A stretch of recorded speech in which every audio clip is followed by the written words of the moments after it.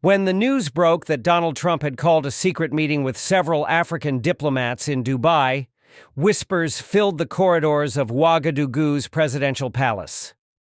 Ibrahim Traoré, Burkina Faso's defiant young president, was reviewing security reports late at night when his chief of staff stormed in, holding a classified memo. "Mr. President, you need to see this. Trump is proposing a new trade agreement, but it's a trap. He wants control over our gold exports and promises military support only if we agree." Traoré placed the memo on the table, his jaw tight. He had fought too hard to free his people from foreign interference to kneel now. "Schedule a Security Council at dawn and prepare a statement. If Trump thinks he can threaten Africa's freedom again, he's about to learn who he's dealing with." Outside, the night over Ouagadougou pulsed with restless winds. Inside the palace, a storm of resolve was gathering, and the world would soon feel its force. Dawn broke over Ouagadougou like a war drum. Inside the marble halls of the presidential compound, Traoré stood before his inner circle, generals, ministers, and trusted advisors. Maps of West Africa lay spread out on the oak conference table, marked with red pins and circles. "We know Trump wants leverage," Traoré said, his voice low but unmistakably firm. "He wants to dictate gold prices, expand American bases, and keep us begging for aid. This ends now." General Kabore, head of the National Defense, spoke up. "Mr. President, if you reject him publicly, there could be consequences, economic sanctions, even covert sabotage." Traoré's eyes flashed. "Let him try. We survived colonial empires, droughts, and terror groups.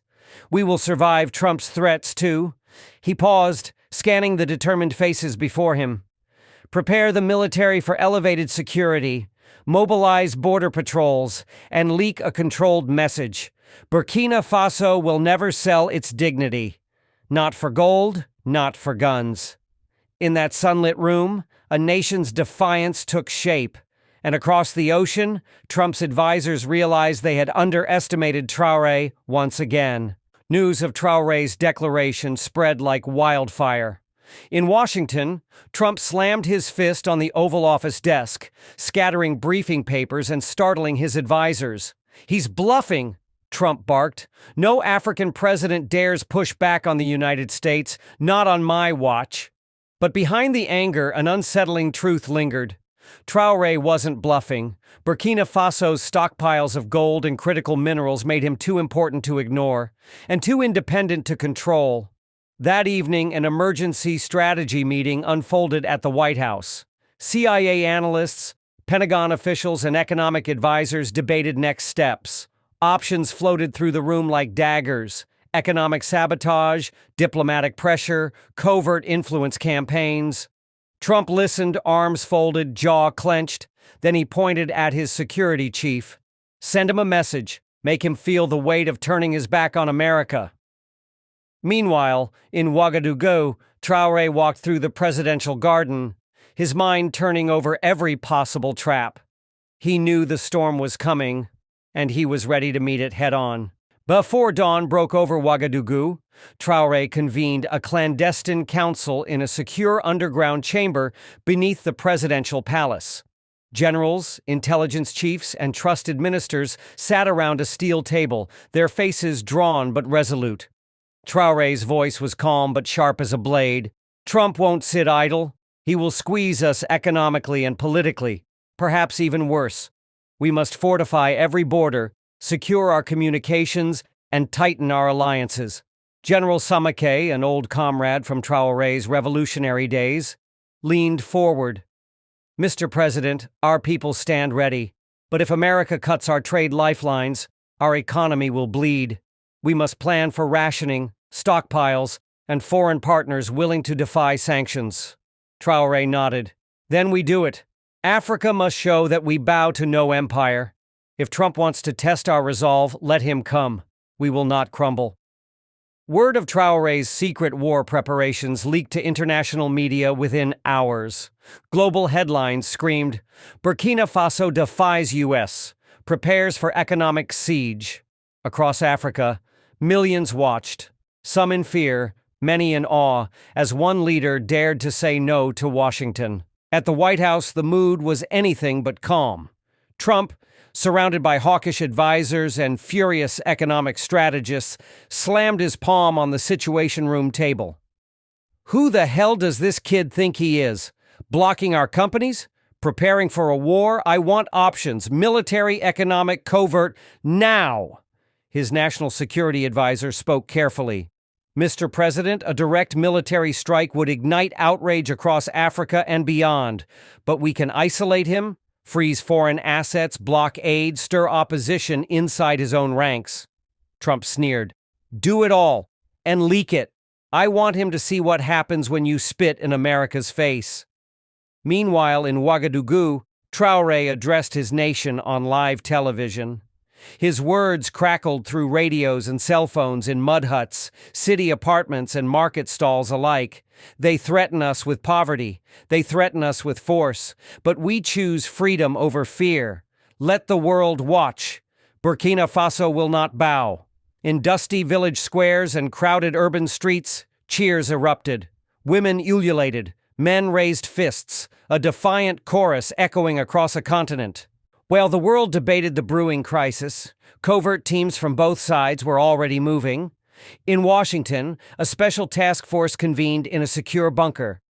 Cyber experts, intelligence officers, and political operatives outlined a campaign to cripple Traoré's networks, hacking communications, bribing key generals, and fueling dissent through carefully crafted disinformation.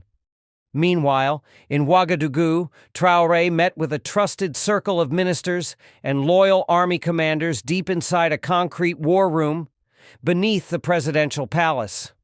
Maps dotted with pins showed the locations of suspected Western operatives and critical infrastructure points. He spoke calmly, but with iron in his voice.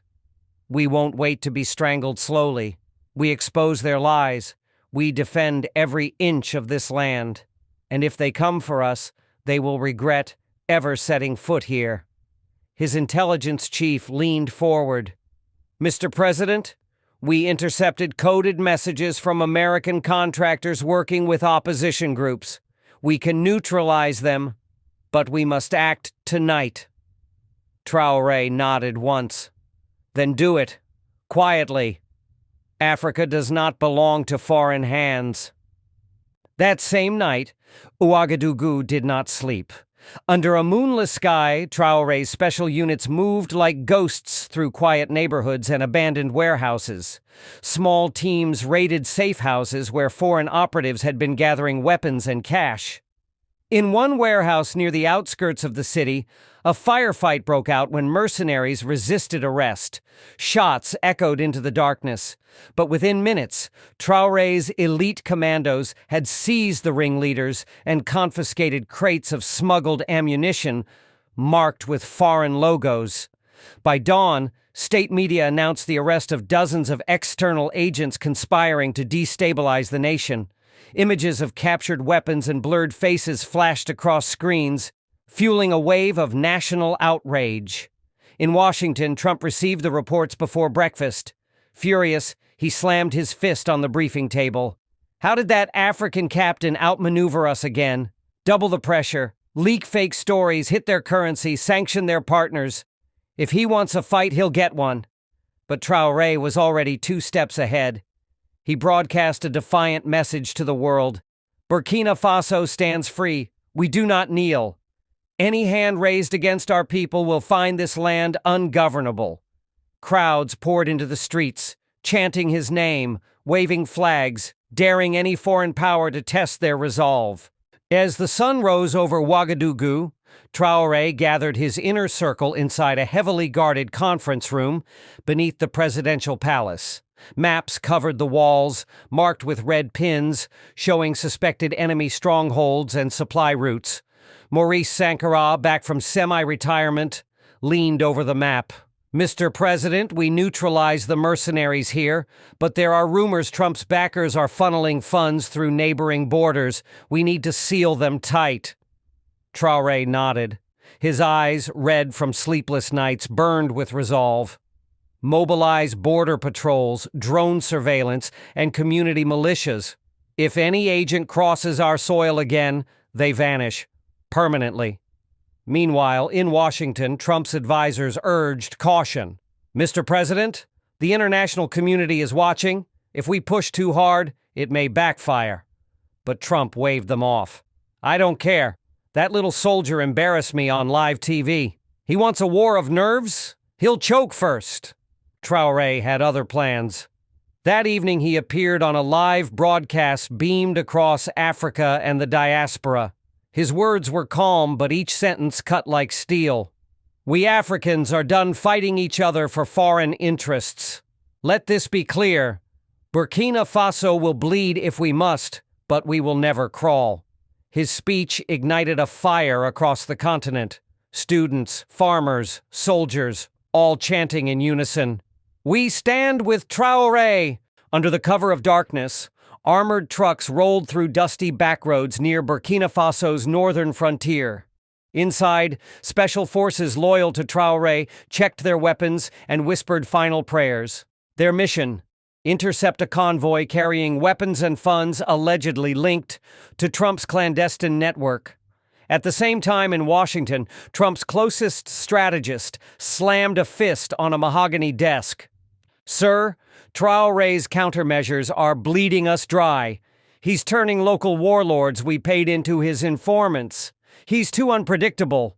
Trump, pacing before the fireplace, snarled. Then destabilize him. Leak stories of corruption. Pay off bloggers. If he won't bow, we bury him in scandal.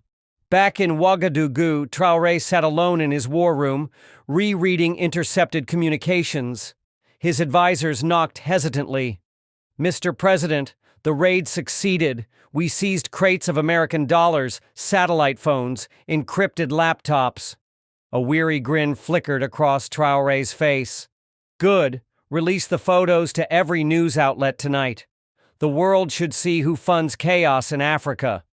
He turned to Sankara, now his trusted fixer once more. Maurice, the next phase is yours. Leak the evidence. Show the people that Africa's real enemy doesn't wear a uniform, it wears a suit. As the capital stirred at dawn, the front pages blazed with one headline. Traoré exposes foreign plot. Burkina Faso fights back. By midday, the streets of Ouagadougou had become a sea of raised fists and national flags. Young people marched, chanting Traoré's name, their voices echoing from dusty markets to glass office towers. Overhead news drones captured every chant, every banner reading, Africa is not for sale. In Washington, Trump watched the footage in disbelief, his aides frozen around him. One whispered, Mr. President, it's out of control. Sanctions won't work now. He turned your narrative upside down. Trump slammed the TV remote down. He's a nobody. He should have begged us for protection, not humiliated us. But rage changed nothing. The leaks, the photos, the confessions from captured operatives, Traoré had outplayed him at every step. Back in Burkina Faso's presidential compound, Traoré and Sankara stood on a balcony overlooking the jubilant crowds. The air smelled of dust and sweat and hope. You see that, Maurice? Traoré said, voice steady but tired. They didn't march for me, they marched for themselves. Sankara, ever the realist, allowed a rare smile. And they'll remember who gave them the courage to stand. As dusk fell, Traoré raised a hand in silent salute to his people. In the distance, chants carried one truth to the rest of the world. No deal, no threat, no foreign power could break an Africa united behind its own. Tonight, we didn't just witness a clash between a president and a superpower. We witnessed something bigger. The moment when a nation refused to kneel, when Africa said, not this time. Trump believed money and intimidation could break a people's will, but Traoré proved that when a leader stands for something bigger than himself, not even the strongest empire can bend his people's spirit. For decades, Africa has been a playground for deals signed behind closed doors. Its resources stolen, its leaders silenced, its future sold for crumbs. But tonight reminds us that a new generation is rising, ready to fight back, ready to build a continent that belongs to its own children, not to foreign corporations, not to foreign presidents, but to its people. This wasn't just about one man standing up to Trump. It was about millions of hearts beating as one, refusing to be bought or broken. It was about proving that true power doesn't come from wealth or weapons. It comes from courage, from unity, from a people who know they deserve better and are ready to defend it at any cost. Tomorrow, the threats might come again. New deals might be drafted in hidden boardrooms, but this time Africa is watching. This time Africa is ready. Remember this moment, share it, talk about it, because as long as even one voice dares to say no, there's hope for a future where Africa decides its own fate and no one else. This was not just Traoré's victory. This is a warning to the world. Africa is awake, and it will never bow again.